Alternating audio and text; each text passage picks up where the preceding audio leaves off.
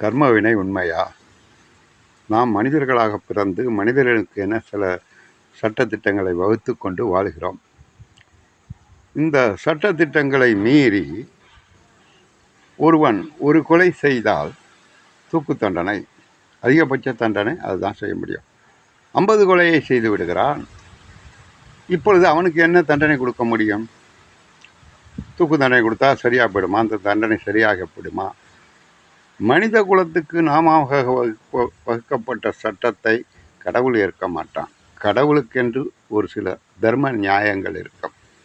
அந்த தர்ம நியாயங்களுக்கு ஏற்ப அவன் மனிதனுக்கு தண்டனை கொடுக்குறான். 50 பேரை கொலை பண்ணவனுக்கு அதே தண்டனை கொடுக்க முடியாது, தூக்கு தண்டனை. அதனால தான் பல பிறவிகளை அடைந்து நீ துன்பப்படுவாயாக. அதுதான் கர்மவினை. சில பேர் கர்மவினையெல்லாம் கிடையாது, பொய்ன்னு சொல்லிட்டு இருக்கானோ படித்தவனோட. அப்படி கிடையாது. நாம் செய்கிற பாவங்களுக்கும் புண்ணியங்களுக்கும் ஏற்ப கர்மவினை